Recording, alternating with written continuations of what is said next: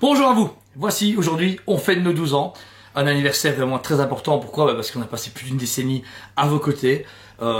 Quelle aventure, magnifique, surtout ces dernières années qui ont été autant extrêmement chiants, stressants et difficiles que très épanouissants.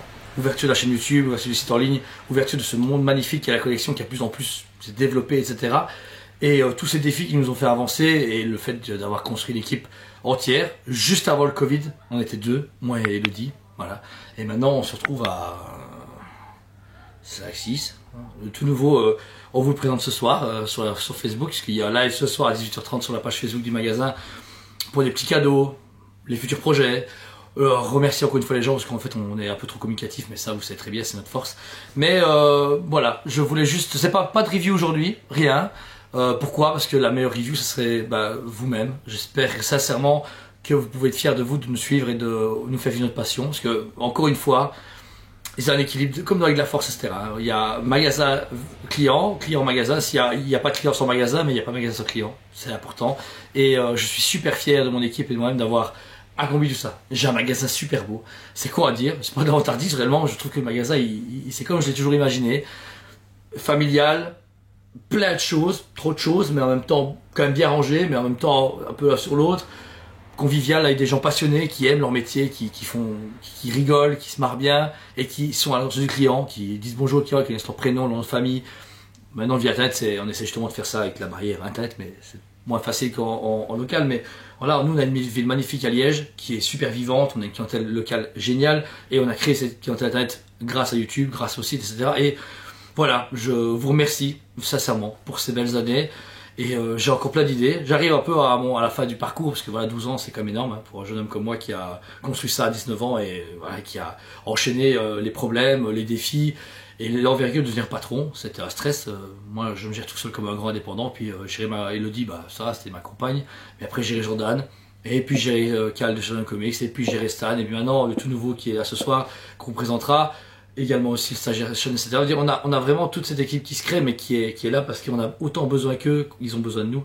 C'est vraiment une belle harmonie, une belle équipe qu'on a créée et avec qui on a plus en plus d'idées à faire davantage. On est en train de mettre des choses en place qui sont vraiment fantastiques. On a l'horizon devant nous pour créer.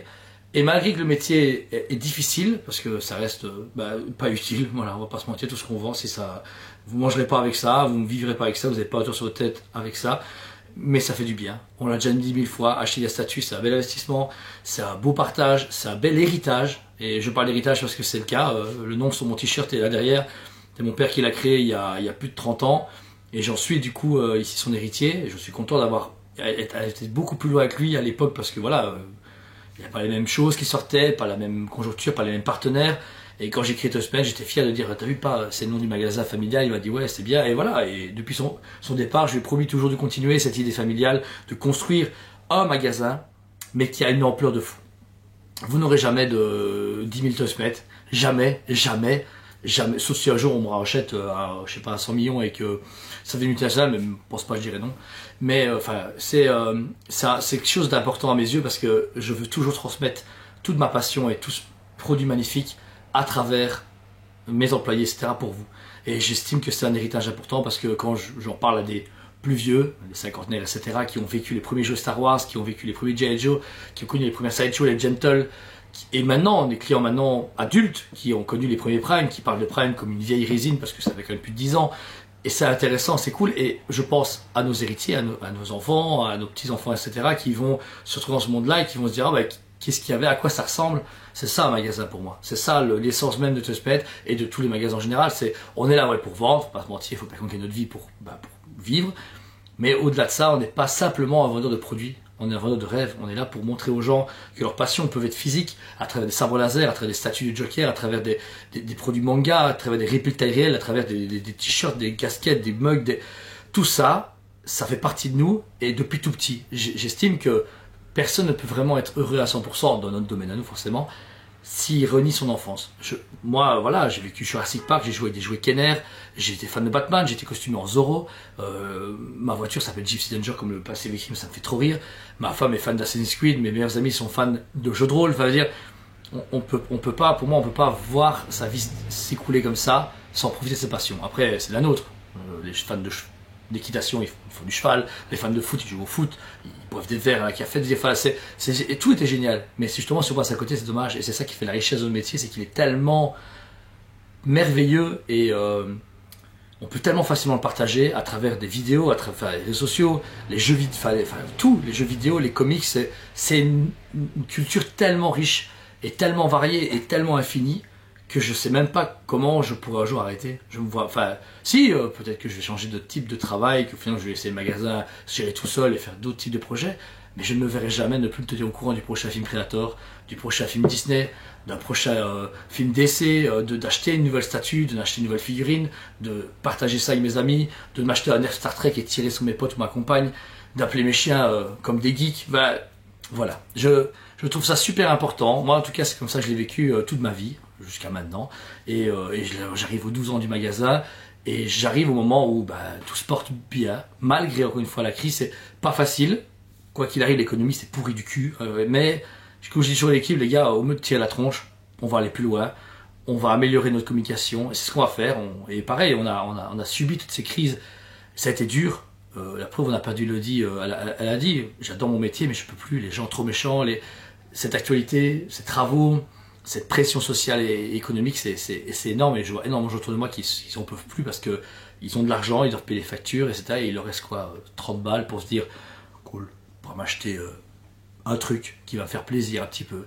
Et c'est là qu'on en arrive où il faut être solidaire. Nous, voilà, on paie moins plusieurs fois vers les gens, ou faire rêver les gens. Et les gens, moi ça me dérange pas, je fais des reviews avec Jordan tous les jours. Ah oui, sur Facebook je publie un truc que je partage, et en fait c'est pas forcément rentable faire des vidéos de tout ça. Ouais, et voilà, je suis pas un gros influenceur, hein. Je fais une vidéo de Superman noir, en fait c'est celui que j'ai fait en vidéo est toujours là, tout le monde s'en fout. Mais je sais qu'avec la vidéo, les gens l'ont partagé, l'ont vu, des gens ont rêvé, on dit oh, je rêverais d'avoir Superman pareil un jour, et qui se sont dit tu sais quoi, je vais me battre, je vais mettre de côté 30, 40 euros par mois, et dans 10, 15, 20, 30 mois j'aurai peut-être l'argent pour l'acheter, et je sais très bien qu'ils penseront à nous parce qu'on les a fait rêver. Alors que on va dire que si on faisait ça le métier, on prend ce qui est commandé, on prend pas trop de risques, on prend un peu de Star Wars, Marvel, mais c'est ça la magie quand mes collègues arrivent et ils font juste c'est quoi ça, il y a 30 packs qui arrivent, ils sont pas déçus, ils sont pas déprimés, ils sont enjaillés de se dire mais où est-ce qu'on va mettre tout ça. Et c'est ce que vous dites tout le temps, hein.